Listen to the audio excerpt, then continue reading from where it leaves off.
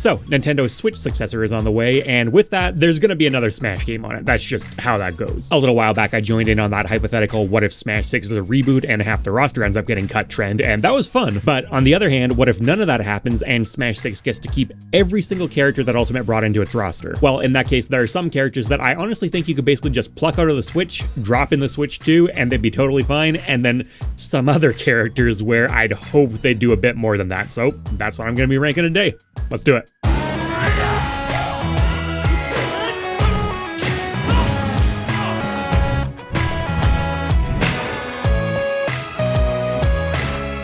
This video is sponsored by Raycon's Everyday Earbuds. I love big bulky headphones while I'm tethered to my computer. But when you're just out and about for the day, it's pretty hard to beat the convenience of some comfortable wireless earbuds, especially when they actually stay in your ear. Raycon is designed to make your everyday just a little bit easier, and they're adding new features all the time to help with that. My biggest headache with any wireless device is managing the battery, but Raycon's new quick charge function, which gives you 90 minutes of power on just a 10-minute charge, makes things a breeze. And at full capacity, they'll go for up to 32 hours. They're hyper-controllable through touch alone, letting you set everything from volume to your EQ curve or active noise cancellation without ever seeing a menu. And with a massive variety of colors and styles both on the headphones and their customizable carrying case, with wireless charging by the way, you're sure to find a vibe that matches yours. With a 30-day happiness guarantee policy, finding that perfect match is risk-free too. If you'd like to see for yourself and support the channel, you can go to buyraycon.com/MockRockTalk and get 20 to 50% off your entire order site-wide.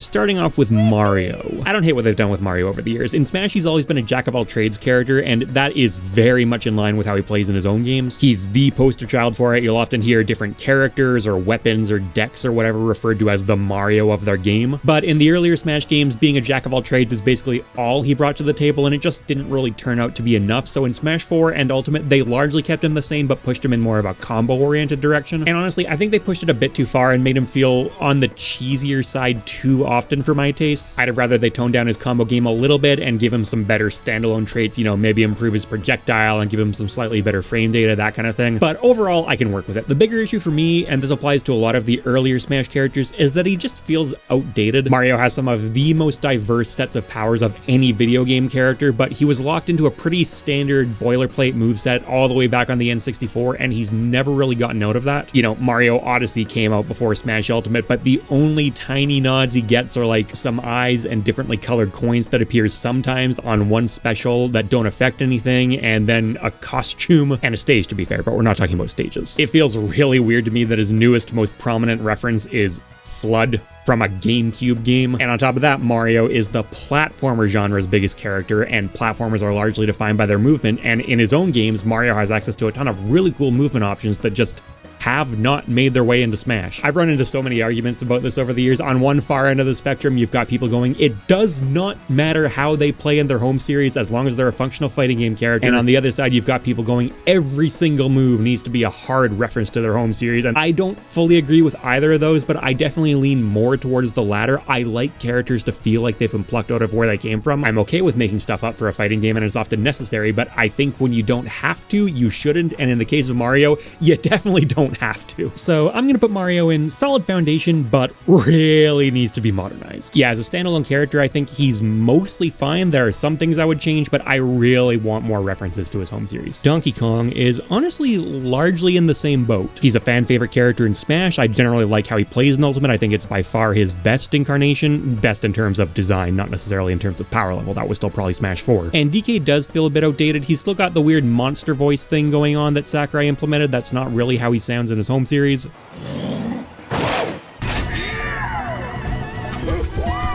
And I wish he had a few more things going on. I'd definitely like to see some more barrel-based moves, some kind of extended roll maybe, although honestly just having it as a good move attached to his dash attack is a pretty fair compromise. This powerful grappler who's not outrageous and can also do other stuff is a pretty good direction for him. It makes sense for a gorilla. A lot of people like playing him and playing against him because you can just absolutely beat the hell out of him. Donkey Kong is going in solid foundation, but needs to be modernized. Link is a bit funnier to think about because he, in his home series, changes quite a bit. You know, The Legend of Zelda is about reincarnation and multiple timelines and stuff like that. There's a core that he tends to keep, but that core does have pretty different stuff piled over top of it each time, and that has not been particularly well reflected in the Smash series. Okay, and Brawl, he got a worse boomerang, sure. Ultimate's probably the game that changed him the most. He doesn't have a tether grab anymore, and he's got a new bomb, and he's got that 0% projectile thing. That's nice and all, but considering what a radical overhaul Breath of the Wild was for the Zelda series, a lot of people were expecting more of that to rub off on Link. And on top of that, even with the changes they did make, he doesn't particularly feel like Link from any Zelda game to me at this point, and he kicks as much as he uses his sword. That's funny. And the only thing that really makes him interesting in Ultimate is the bomb, and I do like the bomb. It's a very creative, cool, powerful tool, and it adds in some of that item synergy and using your tools to solve situational puzzles feel that Link has in Zelda but really hasn't in Smash up to this point. But I don't think it's enough, and other than that, he spams neutral and forward air and boomerang. That's a huge part of what Link does. And even if you're not feeling any of these points, since Ultimate launched, Tears of the Kingdom has come out, which radically overhauls a lot of Link's stuff again, so I do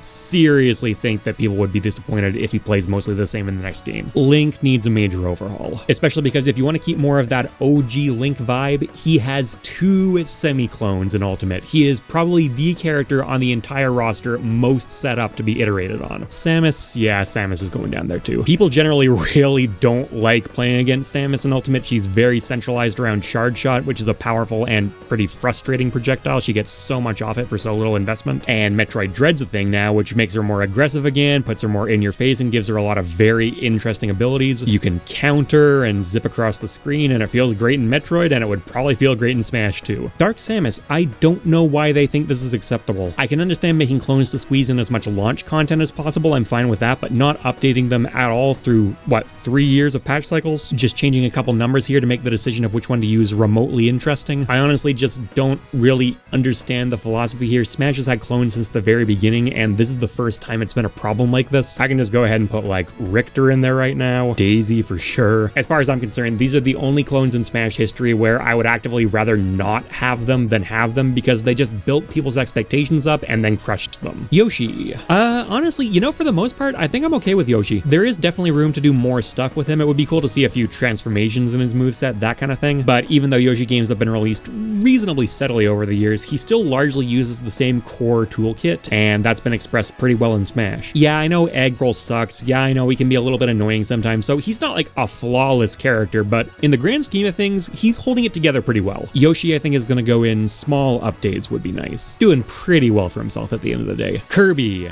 Okay, this is a big topic. So even more than Mario, Kirby is supposed to be the introduce you to the game beginner-friendly character. Because of that, he has an exceptionally simple moveset, and I think it's too simple. Copy abilities are some of the most iconic powers in the entire video game landscape, and he uses very few of them in his kit, and of the ones he does, they don't all feel that inspired. Stone's a lot of fun, particularly at a casual level, but Hammer, as far as I'm concerned, is a total waste of a special slot, and then his final cutter is not that well done. I'm not saying every move he has needs to have a copy ability shoehorned into it, but you could definitely squeeze in more and ones that are a bit better considered as far as I'm concerned. I think certainly at a bare minimum, all of his smash attacks should use them, put Hammer on forward smash probably, and then give different ones to up smash and down smash, and that doesn't break with Kirby's core tutorial style character approach at all. It teaches new players that if you do smash inputs, you're rewarded with way bigger attacks. And then his normals and aerials, I certainly wouldn't hate having a couple more copy abilities on them, but if you want to just leave them fairly plain to teach people, this is what a neutral air does, this is what an up tilt does, I'm fine with that. I've seen a lot of people say that when he does his down tilt, for example, he should get the slide forward like he does in the actual Kirby games, but that's not really what down tilts do in Smash. Yes, a couple of them do, but that's breaking from the fundamental design of that type of move, and I don't think Kirby should necessarily be doing that. I think Kirby goes beside DK instead of Mario. Yeah, I would definitely like to see changes in Smash 6, but at the same time, he's holding down the fort for a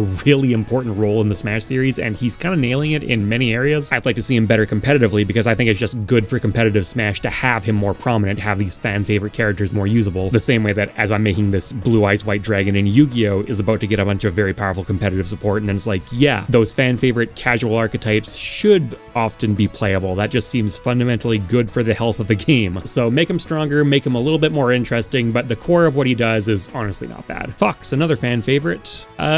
Yeah, he's great. Fox has consistently been one of the strongest characters in the Smash series, one of the most fun to play, one of the most fun to play against. He's very creative and free-flowing and explosive, but if you get your hands on him, he himself blows up. Considering the track record that Star Fox has had for the past decade plus, he's one of these characters that feels as at home in Smash as he does in his home series. Fox is honestly totally fine. Even in this tier, I would want some changes made. You know, even if it's not strictly speaking necessary, change for its own sake is still just exciting. But I honestly really like Ultimate Fox's design. He's pretty hard to adapt a lot of his source material into his core moveset. You could, certainly, some Star Fox assault weapons or something like that, his staff from Star Fox Adventure, but Fox is in that hallowed hall of Smash mascot at this point, and if you did nothing to him whatsoever bringing him into Smash 6, it would work. Pikachu's not nearly that iconic, but he's got a very strong Smash design direction as well. The main thing is there are always new Pokemon games coming out introducing new moves, largely electric type moves in this case, and Pikachu's often getting special treatment, so I would like to see him updated over time just to reflect those trends, but for the most part, he's good. He's kind of an obnoxious character to play against sometimes, but a small, quick rat was always going to be that way, and Pikachu kind of needs to be a small, quick rat. I'm gonna go small updates would be nice. Luigi, on the other hand, this does not work for me. Luigi is supposed to be wacky and fun and goofy compared to Mario, but he's just a touch of Death Machine in Ultimate. I was talking about things being obnoxious. That's obnoxious. That's not fun or wacky. Like, yeah, he's got the misfire thing going on, and he's got a funny looking dash attack and a funny looking forward smash and a funny taunt, but all of that is so drowned out by the more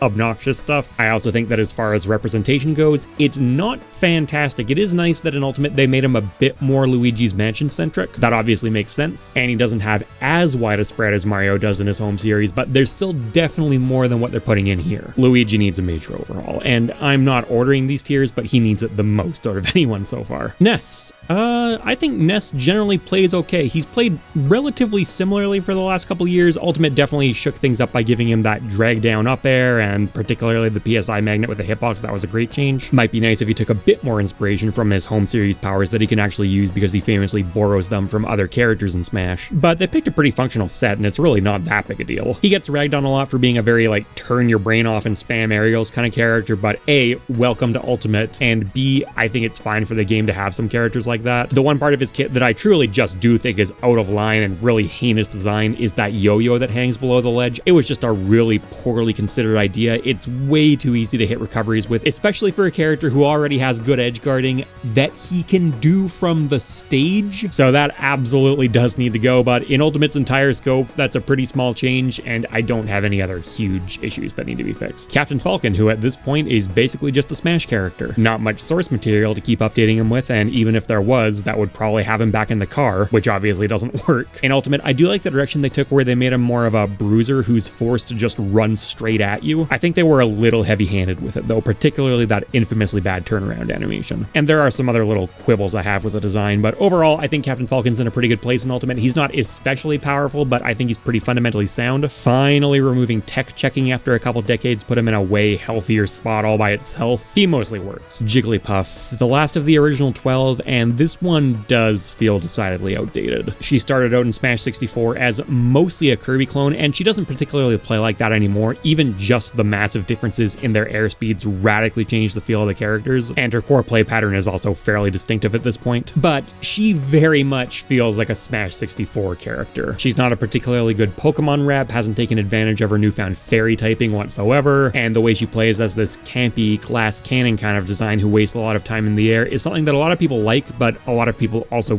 don't. I think I'm gonna put her in really needs to be modernized. She does provide a playstyle that no one else on the roster really replicates, which I do appreciate, but there's a lot on her that I'd like to see changed and updated. Peach. Peach is cool. I think she's a pretty solid, long-standing Smash design, but she feels very outdated now because Princess Peach Showtime has been released, which after a long time of being relatively stagnant gives her a massive collection of new powers and abilities and costumes, and I would like to see some of that stuff folded in. Bowser. So Bowser's in the camp where you definitely could pull more from his home series into Smash, but I don't think he really desperately needs it, to be honest. The roaring beast thing he has going on still feels a bit outdated, but I definitely think it works better on him than it does on DK, and honestly, his moveset feels like Bowser to me, even though a decent chunk of it had to be made up. And he's got your core Fire Breath and shell attacks and really big, hard-hitting moves. I'm not saying there's nothing you could do with him, but small updates are fine. The Ice Climbers. I think Ultimate has by far the healthiest take on the Ice Climbers up to this point, now that the Easy Infinites are gone. They also have exactly one very old game to pull from, which gave them very few moves, and what they have pretty much already shows up in Smash. Maybe they could do a bit more with Ice, have some of their normals coat their hammers in ice, stuff like that. It's not necessary, it doesn't make them any more canonically accurate, but we've already broken that seal on them, so might as well keep going. The one big lingering issue I do have with them is the AI climbers' behavior. Sometimes it can be a bit wonky, and that's not a trivial thing, right? It's a pretty fundamental part of their gameplay, but other than that, they're sound. Yes, they're a touch of death character. Yes, people almost immediately started figuring out how to bypass those grab lockouts that are supposed to prevent touch of death combos, but I think for a character like this that has such clear weaknesses, giving them touch of death stuff when they're able to remain together is not the end of the world. I think this is basically the best context for it. I'm gonna go small updates would be nice. Sheik needs the harp. That's the main thing I would say. Her moveset in Smash is almost 100% made up. She's got a few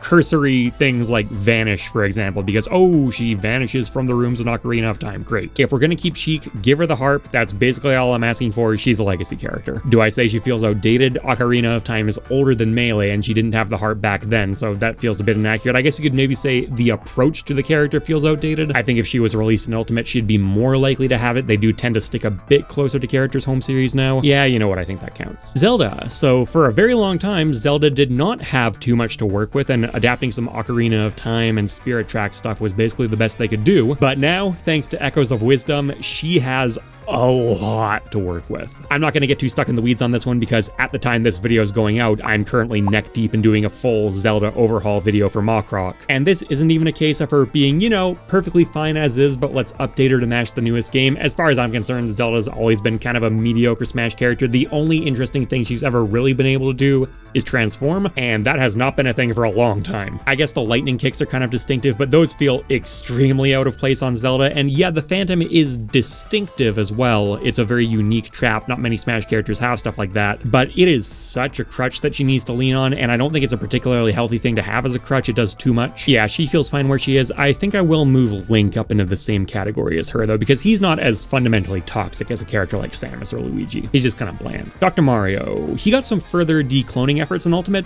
I like what they've done with him. I see the vision. He feels and plays somewhat like Mario, as he should. You know, he's got some overlapping moves, and he's got a good grapple game, good frame data on his aerials, does some up air juggling, approaches with a projectile, but at the same time, he's still very clearly doing his own thing and has his own style to him. It's a great call. Personally, I do think his recovery should be better. He's already very slow, and he already has shorter combos than Mario. That's enough of a balancing factor as far as I'm concerned. I do get the idea behind giving him a worse recovery than Mario. He's supposed to feel like the heavyweight version. I don't think it needs to be nearly this much worse. Small updates. Pichu. Yep. Pichu works. It's in that same Pikachu camp where it's annoying by necessity, but I really don't think it's hanging on to too much clone status. The stuff that it does have feels like it's appropriate. It's the quintessential glass cannon, dies and kills extremely early, which is the way I think it should be for a character like this. It's just in the same camp as Pikachu, where I'd like to leave room for it to be updated alongside the Pokemon series. Falco. So Falco has been very heavily decloned over the years, and a lot of people would like to see more of Melee Falco come back. I'm not in that camp. My mindset here has always been like, hey, Melee Falco's right there. If you want to play him, go play him in Melee or in one of the endless amount of fan mods or fan games where they do that exact same thing. I appreciate him being unmistakably his own entity in the later games. I think the current Falco's kind of in the Mario camp where they made a brawler who's a little more combo-centric than I'd like him to be necessarily. Falco's got those infamous long cutscene combos, but I think they do work better for him. Falco has no compulsion to be a beginner-friendly jack-of-all-trades kind of character. That can just go out the window. And I like his very strong emphasis on aerial combat. That's always been a cool aspect of his design that they've paid a good amount of attention to in Ultimate. And those stupid laser throws where you can always DI to avoid them connecting properly, those need to go. I'm generally trying not to get stuck too much on technical details like hitboxes and things like that, but that's a glaringly obvious flaw. I think what I'm asking for is more still in the line of adjustments, though. Marth. So Marth was the first pure sword fighter character in Smash, and they really leaned into that identity for him. They gave him that tipper mechanic, which teaches you about the benefits of spacing and encourages you to space more. For a long time, he was the poster child of your simple fundamental sword fighter archetype, and in some ways still is, but also, Lucina came along and she kind of ousted him from the role a little, and then you also have characters like Cloud, for example. So being a fundamentals-oriented sword fighter is not nearly as unique as it used to be, so what they did instead with Marth is they leaned further and further into his tipper mechanic, and I don't really love that approach. I think they've gone too far with it. Yes, hitting tippers feels better than it ever has, but I don't really think Marth should be the kind of character that kills you at 30%, especially because they've made those tipper hitboxes is so powerful at this point that they've made them way smaller and harder to hit, and it's moved Marth away from feeling like a pure fundamentals character and more towards feeling like kind of a gimmick, which I personally don't like. It's not objectively a bad thing. You can even argue it's smart and makes him stand out more on the roster, but I wouldn't, and I also still do think the tipper mechanic is a better basis for a fundamentals rewarding sword fighter character. As far as adapting more from his home series and stuff like that, there's plenty you could do, but I don't think it's needed on him specifically. Marth is another one of these characters who's still heavily associated with Smash. Unlike characters like, say, Fox or Captain Falcon, his home series is thriving, it's doing great, but I still put him in that camp where his Smash moveset specifically is a bit of a sacred cow. He's gonna get a tier called Needs Updates. It's not too bad, but I think it's a bit more sweeping than characters like Yoshi or Pikachu. I know not everyone's gonna be on the same page about this one. Some people like the cheese, but personally I would happily trade that for a more fundamentally sound game plan and maybe a slightly more interesting combo game, because right now Marth's combos are all like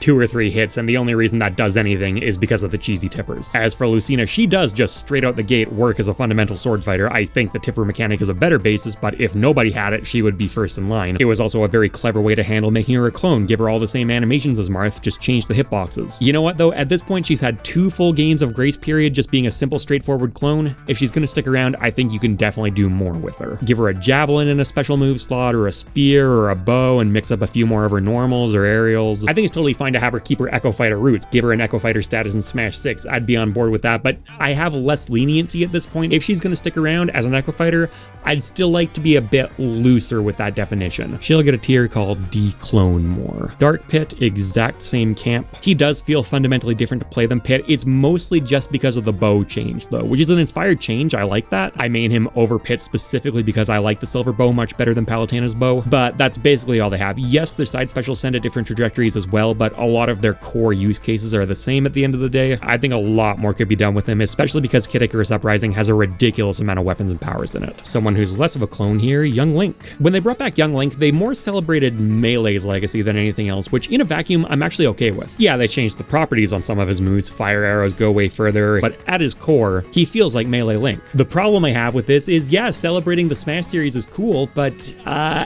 you're also supposed to be celebrating your own series? Yeah, Majora's Mask should absolutely be on here. You can make a bit of an argument for Ultimate, considering it's supposed to be kind of a meta celebration of the entire Smash franchise. I personally think that's a bit of a cop-out, but even if you disagree this time around, by Smash 6, okay, grace period's over. He needs to be fixed. Keep some of that old moveset if you want, but there should be a lot more mask usage here. Tiering's a bit tricky on this one. He did start out as a clone, but at the end of the day, I'm not really upset that he still somewhat plays like adult Link. I'm more just upset that there's no Majora's Mask in there. Speaking of being upset with Zelda characters, hi Ganondorf! You are going to get Ganondorf tier, which is the lowest one so far, because listen up, I know that even though Ganondorf still has a bunch of awkward shoehorned in Captain Falcon DNA from his clone days, and that he's still missing a lot of his most iconic powers from the Legend of Zelda series as a result, and that he absolutely sucks and has for approaching 2 decades now, he is fun to play. I like playing him too, but this is my tier list, and as I alluded to earlier, I've spent a solid month of my life in the past preparing an intricately detailed rant about exactly how much I dislike the Captain Falcon clone, and exactly how much more accurately and viable, and I think even more entertainingly, he could be portrayed in Smash. So yeah, this is a hostile work environment. He is not climbing the ranks here. Mewtwo.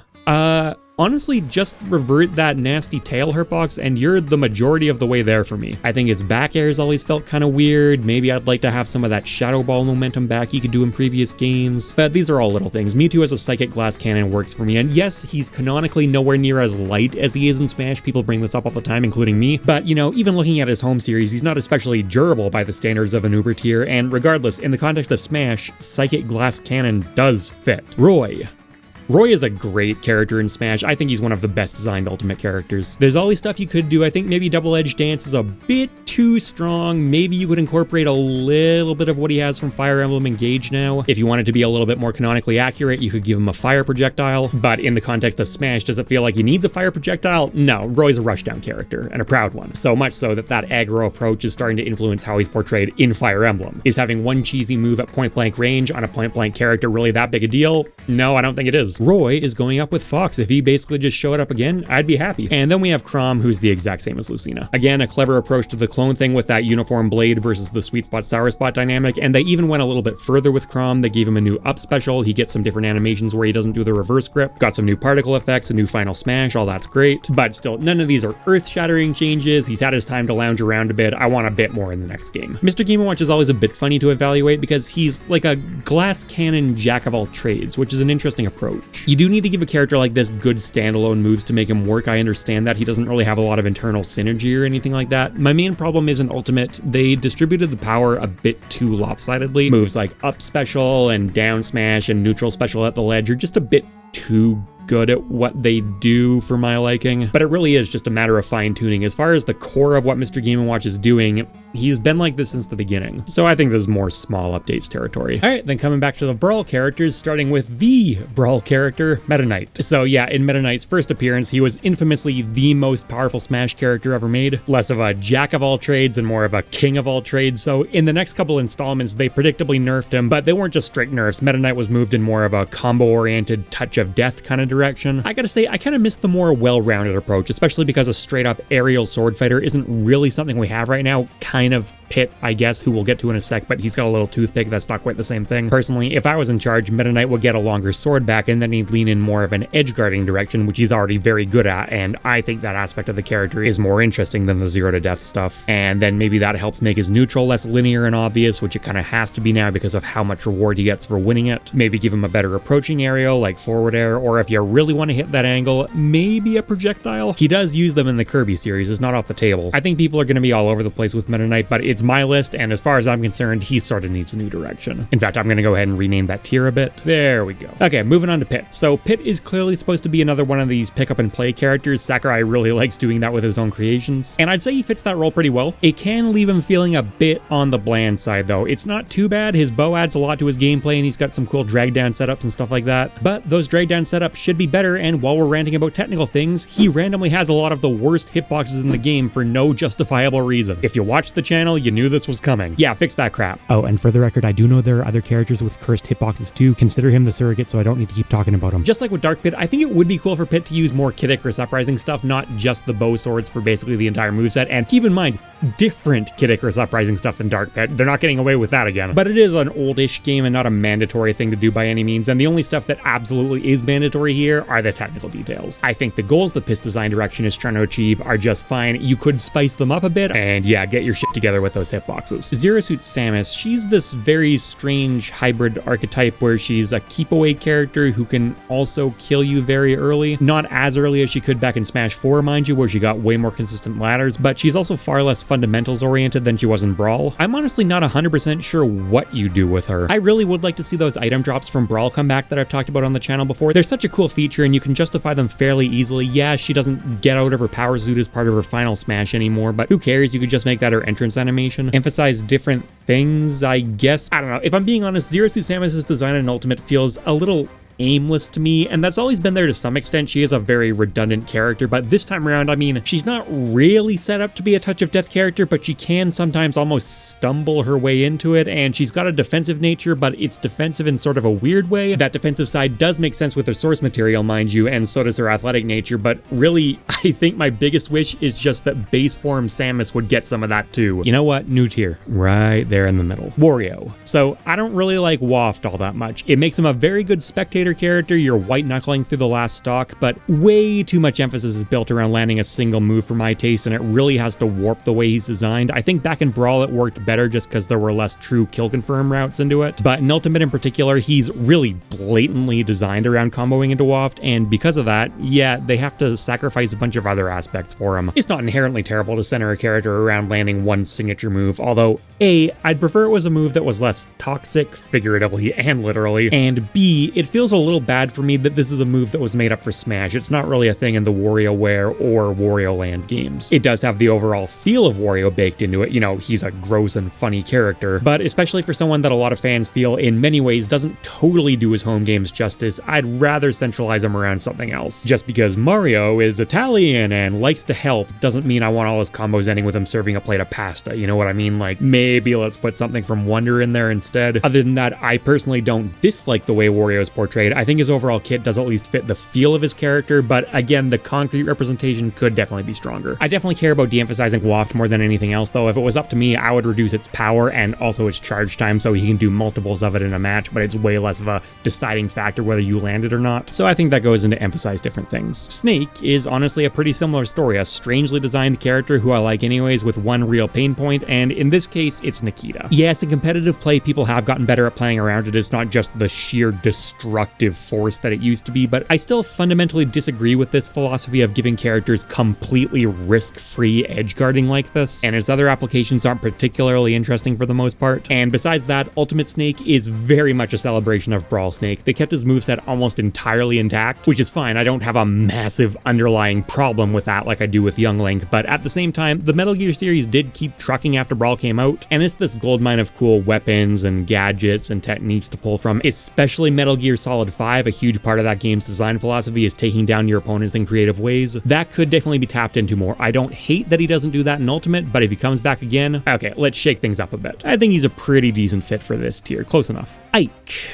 Okay, here we go. So, Ike in Ultimate is not an incredibly competitive character, but he's still probably the most viable he's ever been in a Smash game. But in retrospect, he's also my least favorite version of Ike in any Smash game. Back in Brawl, he felt like an absolute force of nature. He was put in there as the game's heavy sword fighter, and my god did he live up to that. In Smash 4, he didn't hit nearly as hard, but he still hit really hard, and he got a nice fluidity to him, and he gained a nice grapple game that still maintained a lot of that heavy sword fighter feel. And in Smash Ultimate, he's lost power again, and he doesn't feel anywhere near as fluid, and he's lost his grapple game, and the trade-off for all of this was fundamentally letting neutral air combo better and be safer, which, as far as I'm concerned, makes him feel less satisfying to play, and also homogenizes him and pushes him towards the middle more. And don't get me wrong, Ike never needed to be a heavy sword fighter. In his home series, not only is he strong, but he's also fast and has a projectile, but those are elements that Sakurai decided to discard for the sake of balance. He thought it would be giving Ike too much.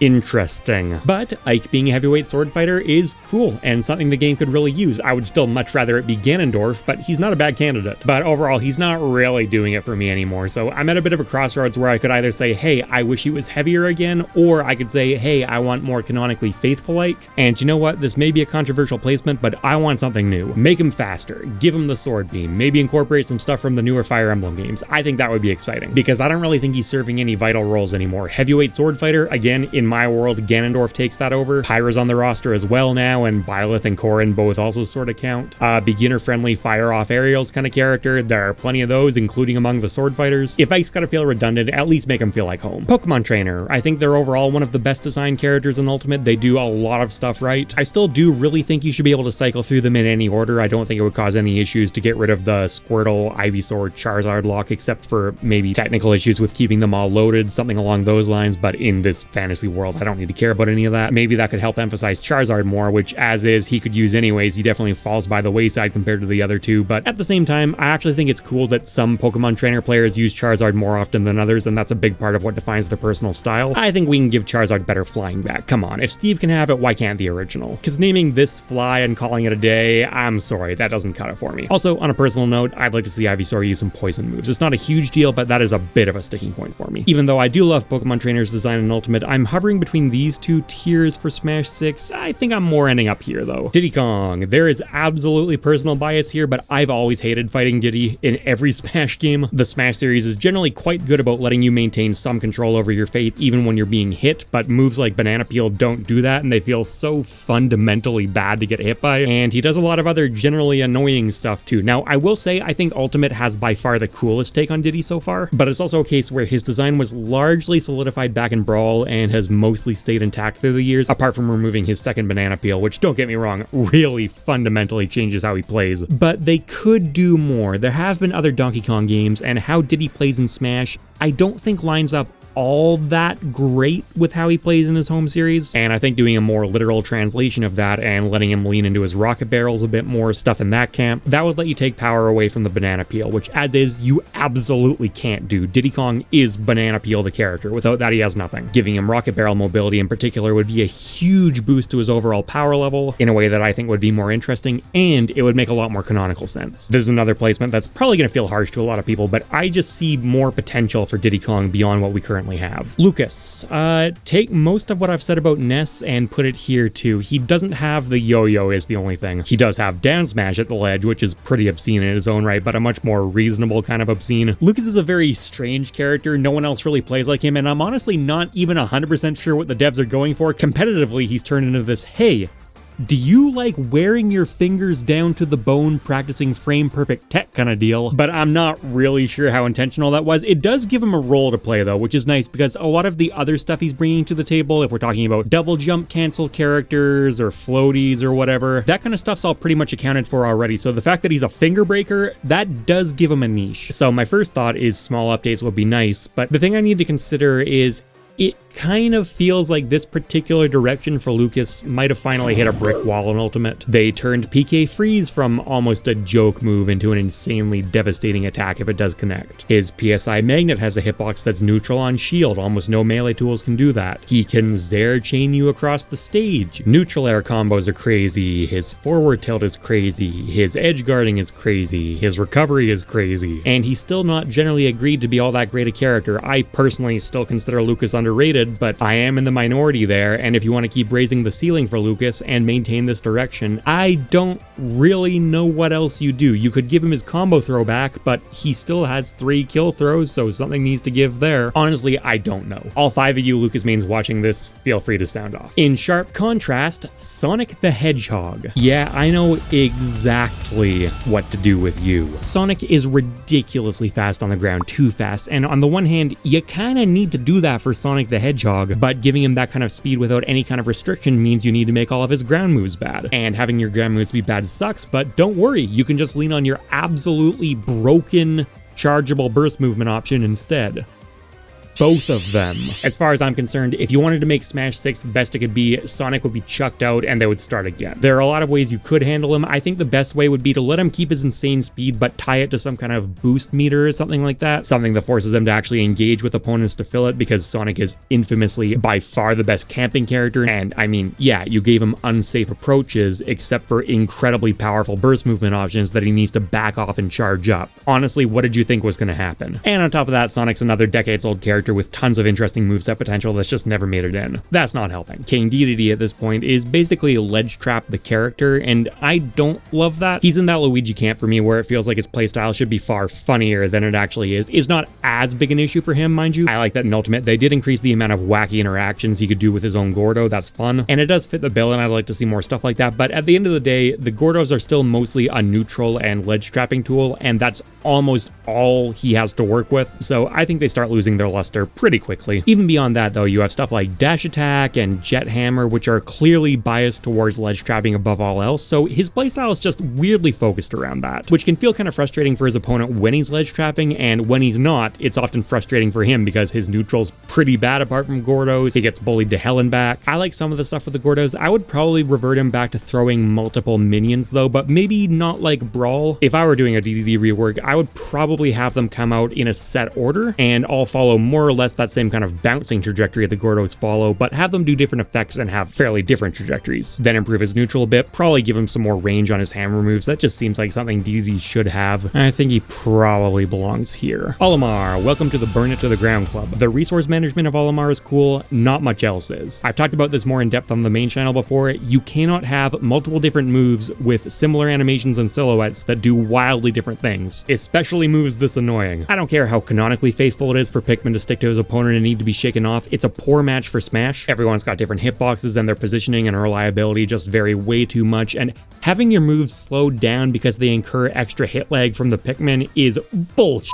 And keep in mind, that's one of the more interesting things that the Pikmin do. The whole spirit of the Pikmin franchise is commanding your Pikmin to move and interact with the world intelligently, but in Smash, you're mostly just uniformly swinging them or chucking them for slightly different effects depending on the color. Yes, you can do some more interesting desync tech, but it rarely comes up in practice. The end result is that Olimar is very much a resource management character, but he's not a particularly heavy puppet character. And the Pikmin series are RTS games, right? It seems like he should be the puppet character. Another controversial character, Lucario, mostly controversial because of that completely made up for Smash aura mechanic that powers him up the more damage he's taken. I actually don't hate that. Yes, it's not necessarily the most competitively sound thing in the world, but comeback mechanics are not a thing that's unique to Lucario or unique to Smash by any means, and I think it's okay to have someone like that on the roster. My bigger issue with him is actually that I just don't think they do anything all that interesting with aura. His specials all interact with it in some kind of unique way. Aura Sphere gets way bigger when he's got aura. Horse Palm, similar deal. The projectile it fires off goes way further. Extreme Speed also travels way further with more aura. And then Double Team, uniquely among counters, does not scale up based on the strength of the move it's countering. It scales up with his aura. But all of his normals, aerials, throws, they don't interact with aura in any way. They just get stronger, and I don't think that's a particularly inspired direction. He's got the usual caveat with Pokemon where I'd like to leave room to update him alongside the series, but in his case in particular,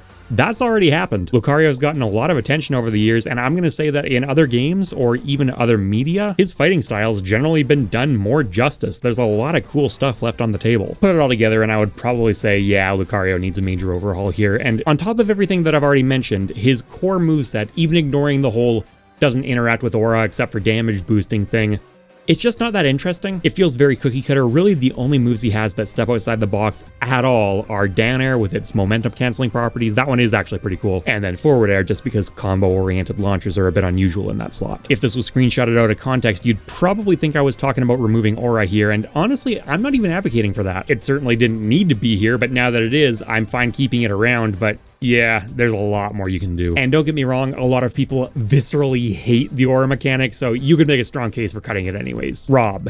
Just get rid of the goofy insta-kill stuff and he's honestly fine. He's a very weird character who has both incredible zoning and trapping tools and some of the best close quarters moves in the game. He's kind of like Snake in that respect. That's not the end of the world provided you have clearly defined weaknesses, which Rob does, to be fair. I think his disadvantage state and especially recovery could be worse, though. I would probably nerf up B in some way. Maybe even replace it. Although you can do fun, creative stuff with it too, so I'm a bit hesitant there. Yeah, I think I'm feeling small updates are mandatory on this one. Rob's not a character I really have super strong opinions on to begin with, and while there's definitely more you could do, if the main thing you focused on was just stamping out those ridiculous gyro combos that he has no business having, and I'm sure he wasn't intended to have, it wouldn't be the end of the world for me. Toon Link. So that makes 3 underwhelming links in Ultimate. Now, personally, I would advocate for him being the most simple and straightforward of the 3, the one who really keeps things steady and emphasizes a lot of the most iconic Zelda items. That said, he definitely needs more from his own games. Toon Link represents actually a pretty sizable branch of the Zelda series, and the fact that he has almost nothing unique from the Wind Waker in particular, that's a travesty. He's going down there with what's turning into a pretty good portion of the Zelda gang. Wolf. No notes. Wolf is a brilliant design. I think he's not just the best designed jack-of-all-trades character in any Smash game, but any platform fighter I've played. He does everything. He shoots, he reflects, he brawls, he sword fights, he combos off aerials, he combos off throws, he's got a kill throw, he's got a burst move that anti-airs and kamikazes, and it all feels natural and fair and just good. I can't believe they made it work so well. Now we're getting into the Smash 4 characters, and this is what I'd consider to be sort of the modern era of Smash character design. Yes, Ultimate does have some crazy stuff of its own, but the floodgates really started opening up here. I think Villager, the first Smash 4 character revealed, is a good litmus test for this because he, between Smash 4 and Ultimate, is probably the overall least changed Smash character. Maybe competing with 1 or 2 of the Echo Fighters, but that's basically the entire race. Really, all they did was change his jab from a 1-2 to a rapid jab, and you can see why. Villager's a very functional design. Yes, he is definitely on the annoying end of the spectrum, but the Animal Crossing series does make sense to have a passive playstyle in a fighting game, so him being this kitchen sink kind of zoner, it does work. And Animal Crossing is another one of those series with a huge amount of things that you could stick onto a moveset. In some cases, that's even more prominent here because a lot of them aren't conventional weapons as is, so Villager's another character where I'd like to leave a bit of room open. Small updates would be nice. Isabelle is honestly in the exact same camp. She's not an actual Echo Fighter of Villager, but she's clearly still based on him, so if you just do a bit more decloning work on her, you essentially achieve the same goals that I'm asking for Villager. Mega Man is actually weirdly similar, funny enough, an obnoxious mid-range poke kind of zoner who does represent his home series quite well, but his home series also has a lot more room for representation that could evolve over time. I've seen a lot of suggestions that Mega Man should have the ability to swap his powers on the fly like he can in the Mega Man games, which I'm not opposed to, but at the same time, I don't really have this problem where just every move he has is a different power. Personally, I'm okay with either, but again, I would just like to see the powers cycle through more often, whichever approach you took. Based on what I've said, he'd sort of be a candidate for this tier, but that does feel too harsh compared to the characters down here, which I think need updating way more. I think this is totally fine. Wii Fit Trainer is a weird one for me. I don't really think she's a successful design. The yoga pose gimmick gives her some very awkward feeling attacks. I've talked about characters having moves that feel shoehorned in. She feels like every move she has is shoehorned in to some extent. Yes, she is originally from a mostly non-combat franchise, but I think other characters on this list have made that transition more gracefully. And even ignoring the animation and corresponding weird hitboxes thing, I'm just not a huge fan of her playstyle in general. It's very passive, which, unlike with someone like Villager, feels weird for a fitness instructor. She does a lot of charging moves up and running and stalling off stage, that kind of thing, and then she gets deep breathing and then she wants to go in for a little bit, but she's still not particularly good at it, and I think deep breathing is a pretty unhealthy crutch. I don't really like what it does for her, just giving way too much damage and kill power for a bit of time. It feels like a band-aid solution to me. I think she really needs an overhaul. If it was up to me, I'd move her in a more rushdown direction. Rosalina. So I know a lot of people have always hated how she plays. I don't. I think she's pretty cool. And I think that Ultimate, which places a lot more focus on character-specific tech and cool desyncs and stuff than Smash 4 did, made her cooler again. Especially now that she can't rage kill you off the top at any percent. That was so stupid. There's a ton of complexity in exactly how you tune Luma's interactions, and based on how she currently plays in Ultimate, I think you could definitely bump things up a bit more in her favor. And I've always thought that having her down special do basically nothing in some matchups is pretty stupid. Yes, in casual play where there's a higher chance of having projectile characters in the match because there are more people and of course items are on the field too, that does get ironed out, but a perfectly designed move functions perfectly all the time. Small updates are mandatory. So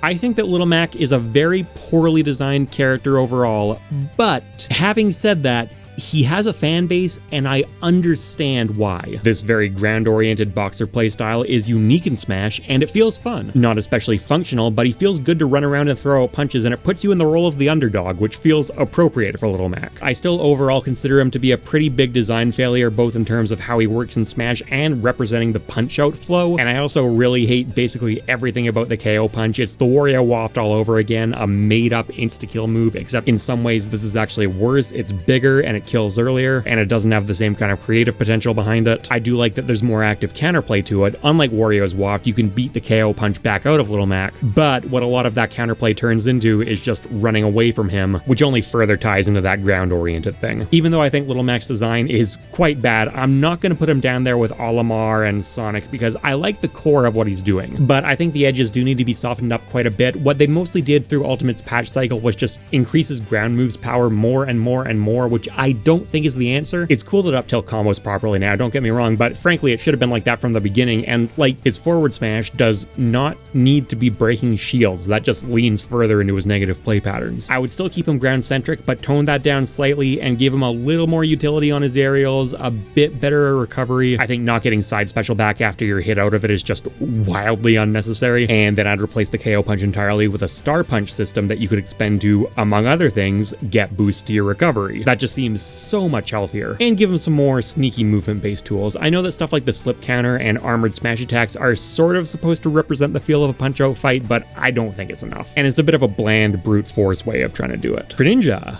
I think he's a very successful Pokemon design. I really like the way he plays. A slippery ninja who doesn't have very good outer shield options, but gets around that with strong mobility, so he's hard to pin down. Yeah, that fits. I love the water kunai. I love the way he moves around. A lot of his special moves do feel a bit underwhelming. That's one of my bigger complaints with him. Water Shuriken is honestly mostly fine, but then Shadow Sneak is, okay, kind of a cool concept, but you can't really use it as intended. And Hydro Pump just doesn't really feel like the Pokemon move to me, especially because it's already in Pokemon Trainer's Final Smash, and yeah, it's one of the stronger water type moves in the game, and that feels like a way more appropriate home for it than a Windbox move. And Substitute is one of the more interesting counters in the game. By this point in the series, we were already starting to get into, oh, it's another counter kind of territory. That said, even though Substitute doesn't really have any kind of association with Greninja in Pokemon, you know, a more evasive, slippery counterattack kind of move does fit a Ninja Fighter in Smash. And finally, Greninja's another character with some really egregious hitbox problems. Altogether, I'm going to say small updates are mandatory, and it's largely because of those. Most of the other stuff I'm talking about would be personal preference. In way more areas than not, if I asked Sakurai, hey, could you please add a water frog ninja to the next Smash game, and I got this back,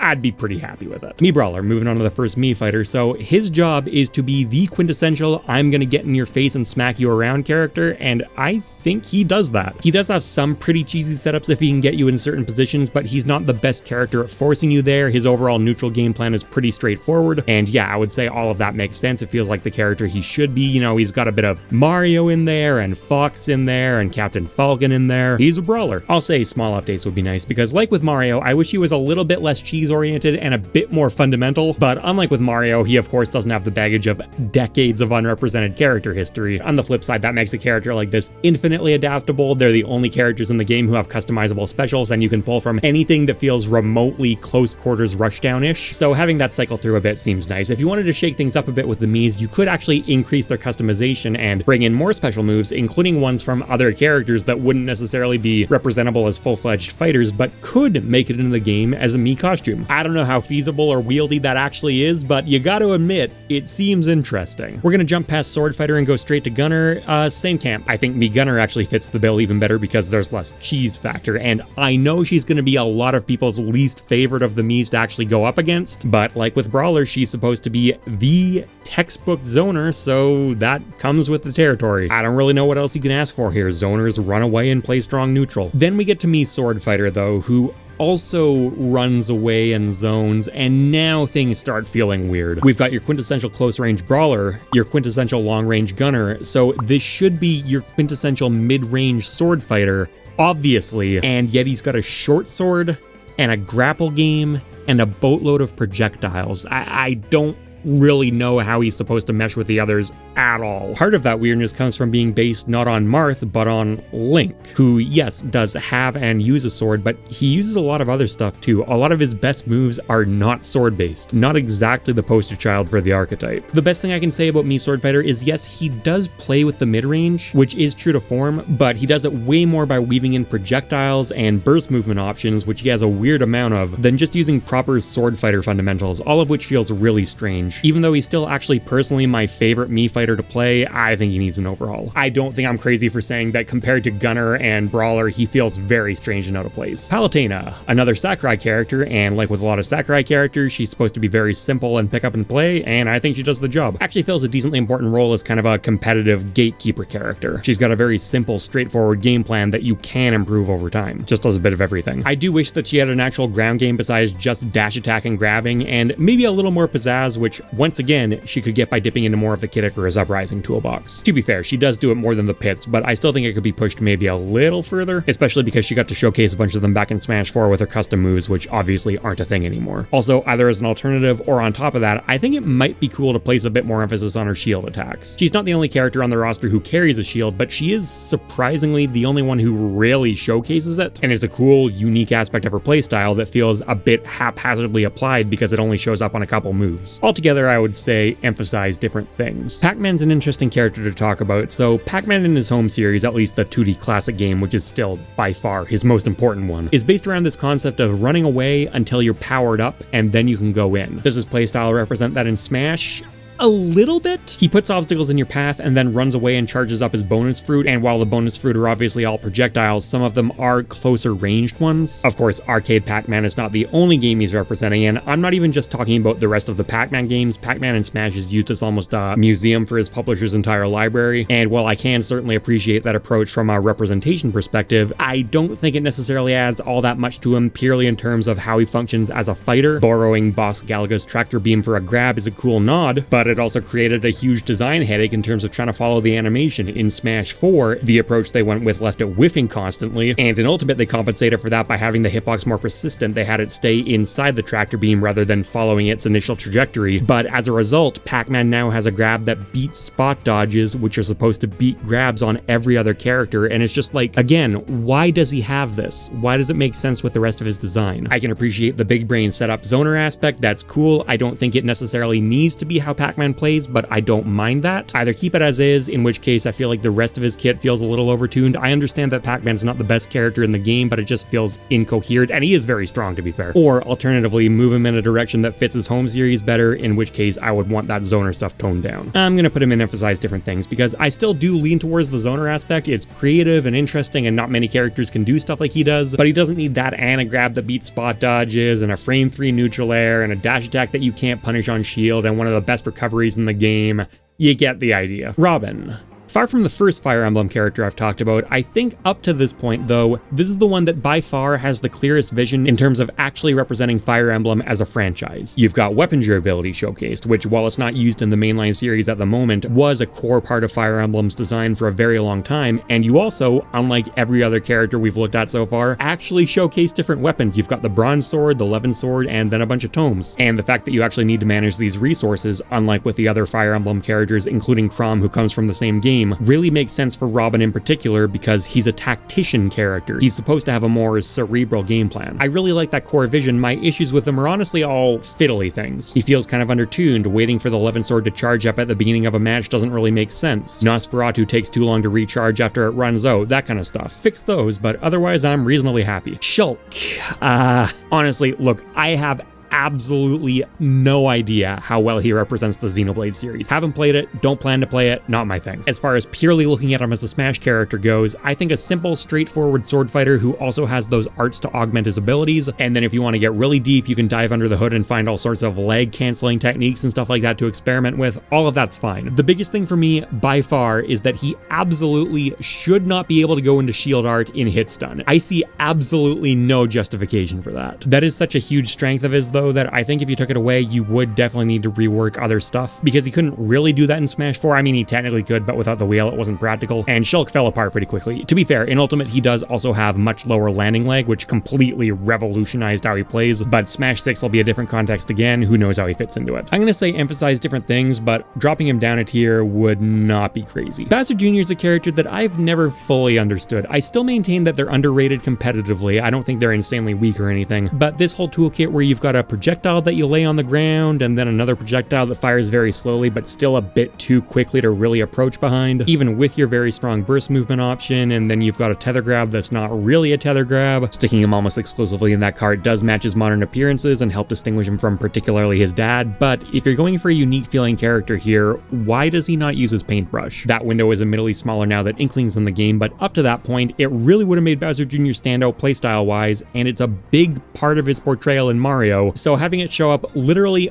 only in his final Smash, despite Bowser Jr. being a kitchen sink bag of tricks type of character, feels very strange. And if you're gonna say, oh, well, you know, they were probably just focused on the cart, which still has plenty of room for versatility, but makes Bowser Jr.'s overall design feel more coherent, then I guess I can kind of get behind that, but in that case, even so, this is a flying machine, yeah? That's how it's used in Mario, and even here, if he does his running animation, yep, there he is hovering above the ground, and yet in Smash, apart from getting a third jump, which you get by pulling out your wheeled mode in midair, he has absolutely no kind of extra air game whatsoever. In fact, for his up special, his recovery move, he gets out of the cart. I'm gonna say Bowser Jr. could use an overhaul, and out of every character in this tier up to this point, he has the least objectionable playstyle to me. I don't think it's especially interesting or coherent, but it does feel functional. That said, ever since Smash 4, I've always thought that a lot of the direction that it decided to take him in just felt kind of meh. Duck Hunt. So similar to Pac-Man, Duck Hunt is supposed to be kind of a museum character, specifically showcasing a lot of the NES Zapper games, and that means, yeah, they should be a zoner. And I think it feels a lot more well considered than Pac-Man. The core of their game plan is based entirely around can, and because you can pop the can at basically any time, which in the lore of Smash is someone sitting off screen and firing an NES Zapper at it, that one move alone means that at a very deep core fundamental level, Duck Hunt's playstyle is based around showcasing the Zapper. They're almost completely non-functional without it. That is some very cool, motivated home series integration at a level that most characters just do not reach. And the trajectories the can takes even adds a lot more of an element of aim into their zoning game. Also very important for representing the feel of the Zapper. And yeah, again, comparing them favorably to Pac-Man, Duck Hunt doesn't have a bunch of ridiculous close quarters moves as a backup. They can scrap if they need to, but a lot of their close quarters tools are very good for setting up or clearing space to help set up the can. Maybe you could make some of the can's physics behavior a bit more consistent. I don't have much else. Ryu was the first traditional fighting game character added to Smash, and now even after we've gotten more, he still feels like the most balanced showcase character of any of them, which makes sense. Calling someone the Ryu of their game is the fighting game equivalent to calling someone the Mario of their game, and that's all good stuff, and I think that Ryu's core moveset does do a pretty decent job representing Street Fighter and Smash. I do have some issues though. So a very contentious thing that he got in Smash Ultimate was the auto turnaround. He and the rest of the fighting game characters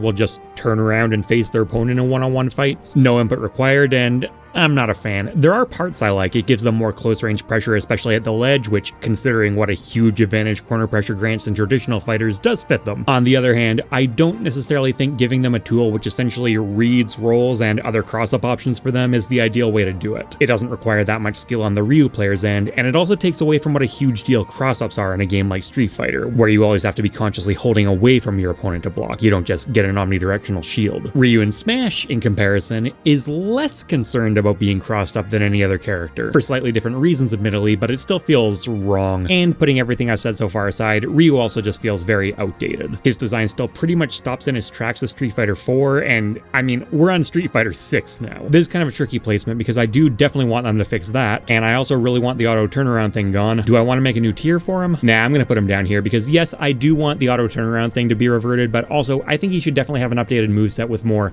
lightning powers and probably some kind of meter mechanic. More like how I think he'd work if, instead of being introduced back in Smash 4, he was, say, an Ultimate DLC character. I'm gonna put Ken down there with him. Yes, Ken is an Echo Fighter, but he's a well-done Echo Fighter. He does feel distinct from Ryu. I definitely would like to see Ken decloned more, but part of the reason it feels natural in Smash is because both of them are largely adapted from Street Fighter 2, where Ken was much more of a direct clone. In the modern Street Fighter games, he doesn't really play that much like Ryu anymore, so just by updating him, you kill two birds with one stone. Cloud, the latest in the line of very simple, fundamentals-oriented sword fighters. I don't know if he needed to be nearly this simple and fundamentals-oriented, though. A lot of his moves do feel very similar to other characters, and there's definitely more interesting stuff you could be doing, especially now that his pool of source material has been expanded so much with the Final Fantasy VII remakes. Take a look at Cross Slash, right? Generally speaking, if I ask myself, could this special move just be, say, a forward tilt? If the answer is yes, I generally consider it kind of a waste of a slot, especially in this case because it really feels like a retread of Marth's Dancing Blade, except Dancing Blade gets much more of a pass because A, it's way older, and B, it actually has adaptability in it, which makes it feel much more special. Of course, part of the reason that Cross Slash is a special move is probably so that Limit Cross Slash can be a special move. The Limit Break system is the one actually unique character-defining thing that Cloud brings to the table, and I'd say the tuning of it is pretty good in Ultimate. It's very powerful, but not completely game-breaking like it was in Smash 4, but at the same time, I could say it doesn't feel nearly influential enough to be the only thing that Cloud brings to the table. I think Cloud could be modernized a bit, sort of a similar deal with Ryu and Ken, where just by bringing in some fresh source material, I think you solve some of his other problems almost incidentally. Corrin. So my problem with Corrin, particularly in Ultimate, is this could be a very interesting character who largely degrades into an aerial spammer. The dragon moves are there and do see fundamental play, particularly pin, but what Corrin always ends up really looking like is a fundamentals-oriented sword fighter who uses big aerials, and we have fundamentals-oriented sword fighters who use big aerials. We literally just looked at one. I would say Corrin needs an overhaul, and this is the character down in this tier who I would say overtakes Bowser Jr. as working best for me, but their current design direction just feels so insanely redundant and unnecessary, and it doesn't need to be that way. More dragon, less sword. That's the main thing I'm asking for. And of the sword moves that you do keep using, which of course you will, pull more stuff from the actual Fates animations. There's plenty of cool stuff to work with there that does feel very distinct. You know what? I'm gonna soften the blow a bit on this one, and I'll put Bowser Jr. and Corrin and I guess Lucario in that tier. Yeah, like this and this. That's not the same tier of bad. And while I'm at it, Samus probably feels a bit more at home here. Bayonetta. Considering what a mess they made for themselves with her initial Smash 4 design, she's actually ended up pretty functional in Ultimate. She gets huge flashy combos, which she should for a Platinum character that always needed to stay, and sometimes she still gets early kills off them. Still too early for my liking a lot of the time. I would rather see that toned down a bit more, but it still happens far less often than it used to. I think Bayonetta's ideal play pattern should be racking up high damage with those combos, and then having to fish for more conventional stray kill moves or like 1-2 kill confirms. Either that or going for cool edgeguard plays, and she's not all the way there yet, but I would still say she's closer than not. I still fundamentally dislike designing a character around SDI being a thing. That feels weird to me. SDI being a bad mechanic that should be updated is a whole different can of worms I may get into someday, but as is, a character where joystick breaking is explicitly sanctioned by the developers as part of the counterplay against her does not feel great. Bat Within is very stupid frame 1 air dodge that should not be a thing. In the Bayonetta series, it's supposed to be a reward for good timing, but the main thing it's used for in Smash is mashing for your life out of a combo and hoping that it's not quite true. And Bayonetta 3's out now, so hopefully in her next appearance she'll adopt a bit more from that. I'm gonna say solid foundation, but really needs to be modernized. And hopefully part of that modernization is Sakurai going, okay, I've now done 2 characters with special air dodges, and it's been really lame each time. Let me modernize my thinking a bit and not do that again. Please. And then finally, we just have the ultimate newcomers left, starting with Inkling, who ushered this whole new era in. Now, admittedly, I've only dabbled in Splatoon, I'm not a super fan or anything, but based on what I have experienced, if I ask myself, does Inkling in Smash capture the feel of the Splatoon franchise? I don't really think so. The animation work on them is nice and does capture some of that extreme sports feel, but other than arguably not making them as zonery as they could be, I don't think a lot of the rest of their playstyle has that feel. A big part of what makes Splatoon feel like Splatoon is the interesting movement, and that's not especially well captured in Smash. They do have that unusual dash animation, which more than anything else is just kind of annoying. Their other movement is relatively bog standard, and another big thing that ties into that is Inklings are much more mobile in Ink in the Splatoon games. Controlling the stage with it is a really fundamental part of the home series design, but in Smash, it's only brushed up against. Yes, you can ink your opponent with several moves, and that increases the damage that the rest of your moves do, but even that's not communicated especially well. I do like the diegetic representation of them actually getting inked. It's very obvious that something is happening, but exactly what's happening is not that obvious. You know, the sound effect of an opponent getting hit while they're inked doesn't really change, and there are no real new particle effects or anything like that. And then you technically can use the ink for some mild stage control as well, but it really doesn't come into play a lot often. It's a minor, brief inconvenience at most, and then the majority of their ink to playing moves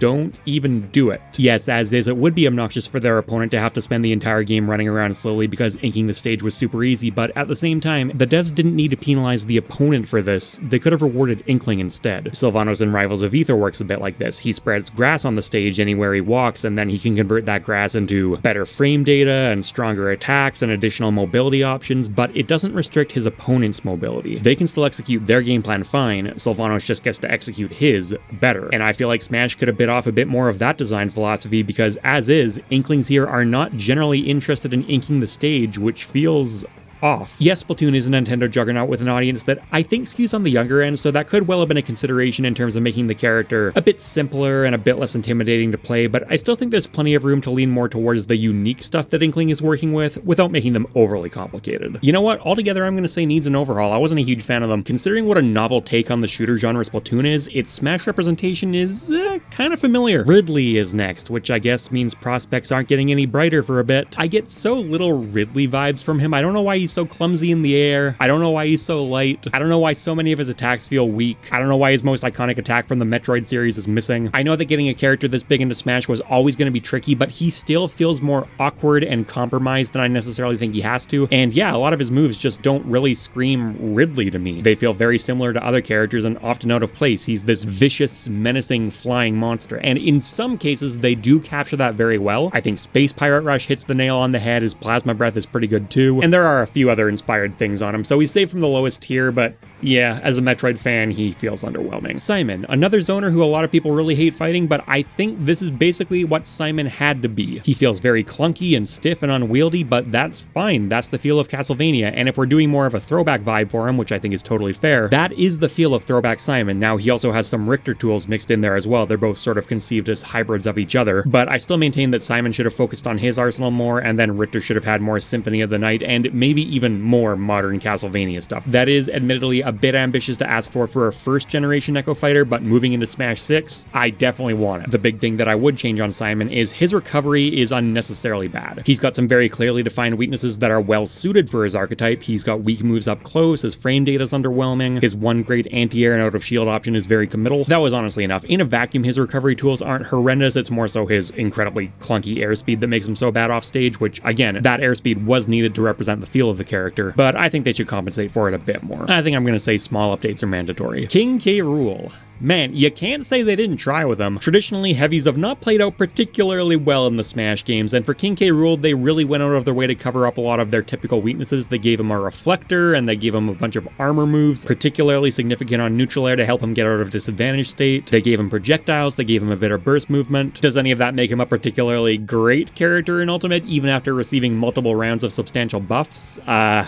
No, not really, but he does feel functional, and it's cool that he very much has the feel of playing against a boss character. He's got very well-established patterns that you need to try and weave around, and his belly armor that you can break is not something that comes into play that often, but it is a very cool boss-like mechanic that also helps, in theory at least, balance the benefits of a lot of armor out. I think I'm gonna go small updates are mandatory just because they still need to push him quite a bit harder, but I think his core is actually pretty coherent. Incineroars, though, I think works even better. Post-buffs, he might be my overall favorite take on a heavyweight I've ever seen in Smash. There's nothing extreme going on here concept-wise, but the simple concept they settled on does take him to extremes, if that makes sense. He's the slowest character in Ultimate, but also has one of the overall best toolkits, including, very significantly, one of the best ways to defend himself, and the way it all coalesces together is pretty sensible. It's honestly kind of surprising it took the series so long to make a character like this. Darkest Lariat's a bit of a bland interpretation compared to some other Lariat moves I've seen in platform fighters. Up B doesn't connect very reliably, so they should definitely take a look at that, although in that case they would absolutely need to address his ability to reliably kamikaze you off a grab. And like with the rest of the Pokemon, his home series keeps on going, but another heavyweight who conceptually works pretty well. Piranha Plant, who's technically Ultimate's first DLC fighter, but doesn't really feel like it. This is a very trapping-oriented character, which absolutely makes sense based on the source material. Piranha Plants of all kinds are obstacles in the Mario games first and foremost, and I think it fits the bill and actually represents its home series quite well. A lot of the stuff that I have issues with are tuning things. Neutral air seems needlessly slow and laggy, and there's too much emphasis on one move with Patui, that kind of stuff, but at the end of the day, they're a joke character that was turned into a decently functional fighter. I'm largely okay with how it went. I think I'm feeling emphasize different things. Joker, we're now unambiguously in DLC territory, so this is another 5,000 hour JRPG that I have no intention to ever play, let's get that out of the way. But I know a lot of people were let down by the fact that you only use Arsene instead of a bunch of the different personas, and it's like,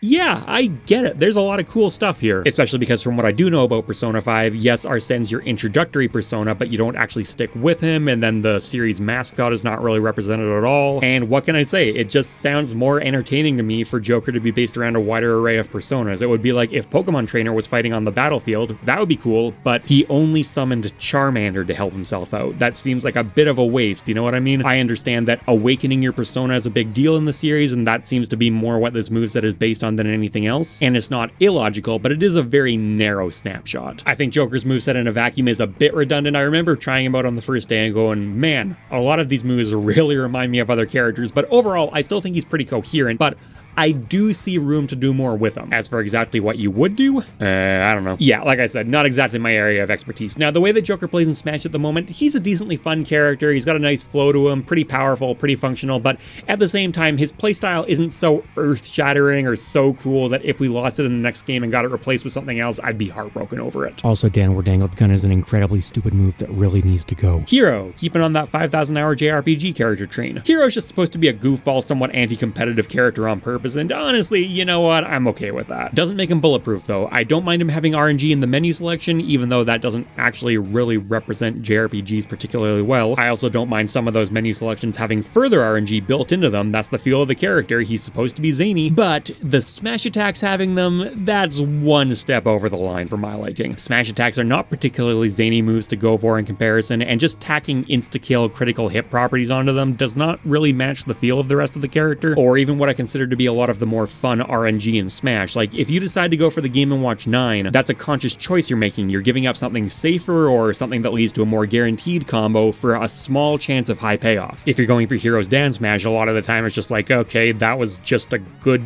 time to go for a down smash, and then sometimes it instantly kills them. It doesn't have the same vibe. All of this kind of stuff is debatable. What's not debatable is that his menu not being based around symbols at all does not work. There's no other character in Smash history that puts you at a substantial disadvantage for not being fluent in the language that the console's set to, and honestly, I don't know how they missed that, especially because if you look at the menu from the actual Dragon Quest game, look, symbols. Why aren't those here? I would probably say emphasize different things. Banjo and Kazooie are actually a cool one. On a surface level, they feel extremely straightforward, almost like a Smash 64 character, which, given that they're clearly supposed to be a love letter to the Nintendo 64 titles, actually makes sense. And they were considered pretty mediocre for a long time, but they ended up having enough depth to them that for the handful of people who actually stuck it out, their stocks started rising later on in the game's life. They're still not a brilliant character, and there are decisions I disagree with. I don't know why Up Air is that ridiculously weak. Like, it just feels so mediocre for no real reason. They're also a little more zoner-centric than I think they necessarily needed to be. Yes, the Banjo-Kazooie series does have a lot of projectiles for them to use, but they also use a lot of other stuff, including some iconic abilities that didn't make it onto their kits. Their movement is on the slow and clunky end, which I guess needed to happen, so maybe the extra distance is supposed to help compensate for that, but I don't know. I feel like you could make them feel a bit more aggressive and dynamic and not lose that core. Emphasize different things. Terry, another fighting game import, and I think out of all of them, he feels the best to me. Like, he slots into Smash the most naturally, which makes sense considering that Sakurai was a King of Fighters player and is one of the series that inspired him to create Smash. I think Go Meter does have a bit too much influence over Terry's playstyle. It's not the world's worst comeback mechanic, but anytime you're at 100% or higher, you just get it for the rest of your stock, and the attacks that it grants are insanely powerful feels maybe a little unhealthy, especially because I don't particularly think he needs it. A lot of the rest of his kit just feels like a very intelligent way to bring a fighting game brawler into Smash. And the King of Fighters series is still going, although naturally, as a more recent addition to Smash, he doesn't feel as outdated as Ryu. Can't forget about the auto turnaround again either. Now, he does abuse it maybe marginally less than Ryu or Ken, just because his down tilt is slightly less spammable, although it's still pretty spammable, and he gets a lot of reward off it. I'm gonna put him above Ryu and Ken, and small updates are mandatory. Byleth is our final and most recent Fire Emblem representative, and also I think the one who best represents Fire Emblem. Look at that, we actually have the weapon triangle in there, and then the bow in there as well, and the sword is a whip sword, so he's got a lot going on, and for the most part, it does flow together nicely. Now, funny enough, the actual three houses don't host the weapon triangle. That maybe makes things a little ironic that after decades of requests, this particular protagonist is finally the one to showcase that mechanic in Smash, but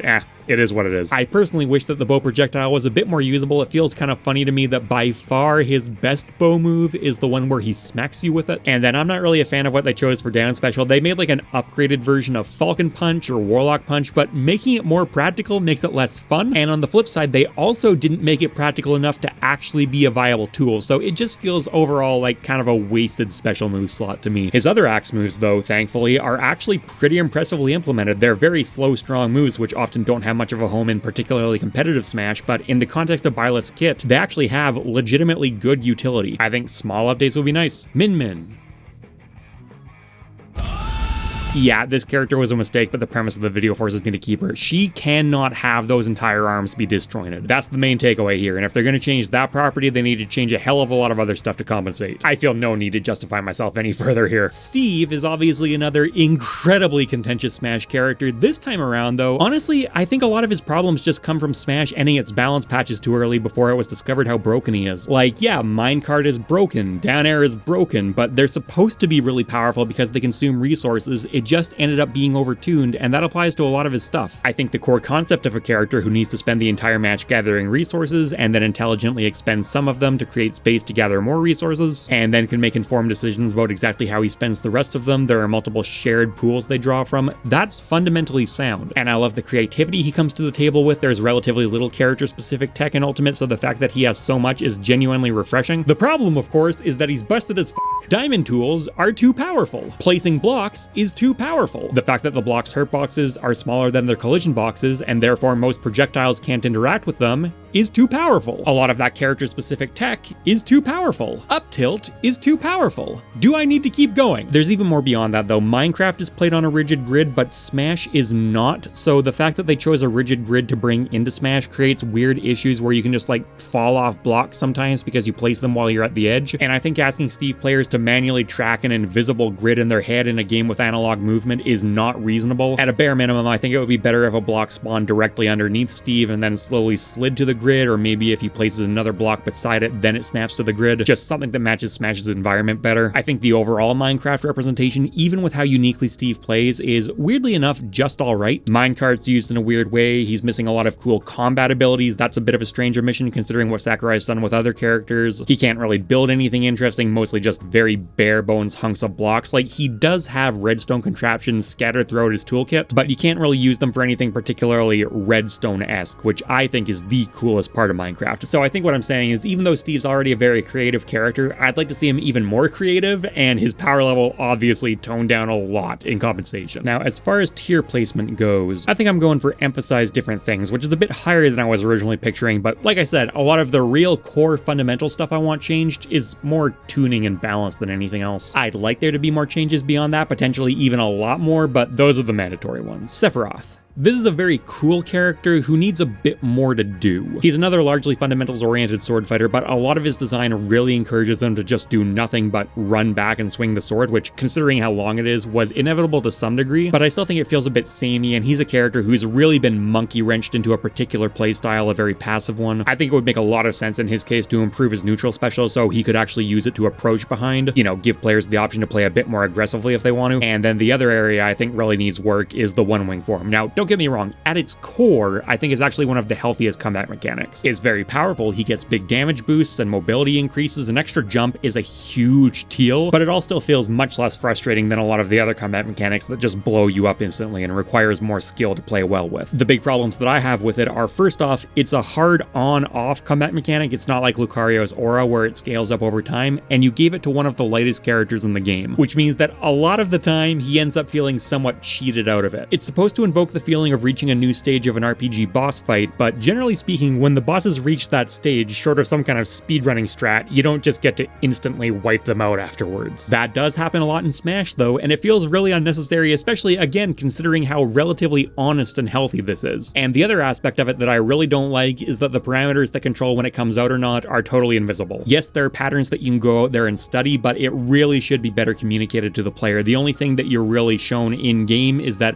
when Sephiroth is quote-unquote in trouble, he gets the wing. So this is going to be another emphasize different things. Pyra and Mithra. They're in the same camp as Shulk, a transforming sword fighter whose home series I don't care about. As far as Smash goes, they're a very sensible character, I guess. They feel like a natural sort of culmination of a lot of different elements coming together. You know, you've got the Sheik and Zelda transform coming back. You've got the heavy sword fighter and the fast sword fighter. They share fighting styles and therefore animations, and therefore you cut down the amount of work you need to do. That's all fine. Would I say I find any of that insanely interesting though? They're basically this game's Smash 4 Cloud. Like, I want to play a good character, but I'm not entirely sure who. Just pick up Pyra and Mithra. I would say they're a bit more expressive because obviously you can choose when to swap between them, and then Mithra has slightly more complex combo trees, but for the most part, it's the same philosophy. They're also balanced out by having a bad recovery, but basically everything else, and I think their bad recovery is actually more extreme this time around, to the point where it really is a sizable problem for them. But I've never been a huge fan of the design philosophy of, we're just going to give this character everything, but don't worry, we'll make their recovery bad. That's always felt like a bit of a cop-out. Also,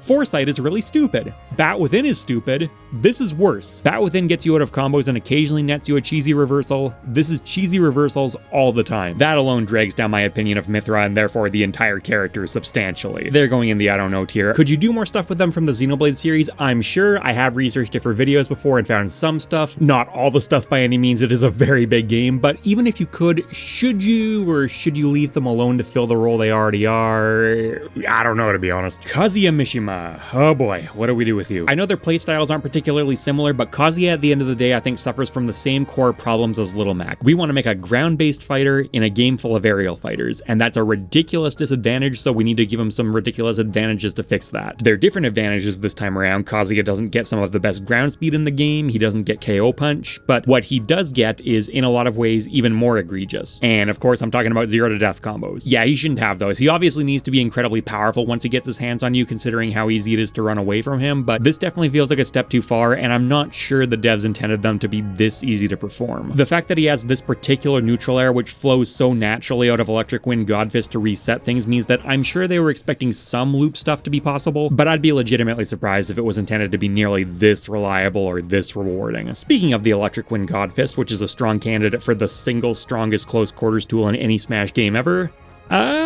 I'm okay with it. Like I said, if you're going to make Kazuya a ground-based character, he needs incredible tools. That's an incredible tool that without that particular neutral air would not be anywhere near as obnoxious. So I would honestly change the neutral air before I change that. Having said that though, while I'm fine keeping it around, I still probably would tone its power down a bit, not necessarily purely for the sake of balance, but more just because it lets other moves of his come through more. Because Kazuya has the largest move pool of any Smash character up to this point, but it sometimes feels a bit wasted because Electric Wind Godfist is so good that even with all those options, he still turns into Electric Wind Godfist the character, and then the other moves that he uses are the ones that can combo out of Electric Wind Godfist. Also, because the Electric Wind Godfist is so ridiculously safe between the invincibility and how much shield pushback it has, it ends up being kind of a brain-dead hold forward button, whereas the Tekken series is centered around very intricate back and forth ground movement, and that's not really showcased in Smash very well. I would definitely want more of that, some kind of option that lets him micro dash backwards or something along those lines. Maybe more attacks that make him retreat. I'm gonna say needs an overhaul. Not a major overhaul, there is a lot of stuff about him that I like, but I think if you want to put Kazuya in a great spot, he needs more than like tweaking here and there. And then finally, we have Sora. So Kingdom Hearts is another series that I'm not super familiar with, but I do know that in Smash he's mostly based on Kingdom Hearts 1 Sora, and man, Kingdom Hearts 2 Sora looks so much cooler. Now, Sakurai has straight out come out and said that he wanted Sora to feel simple and clean and comfortable to play, and I get that. He's a long-time request, he's the Disney-adjacent character, he's supposed to be for everyone, that's all fair, but we've had that now. If he comes back, please start pulling from more of the massive arsenal of source material that you consciously discarded last time. Hey, here's this magical flying Disney boy, and then his playstyle in Smash just comes down to spam nair,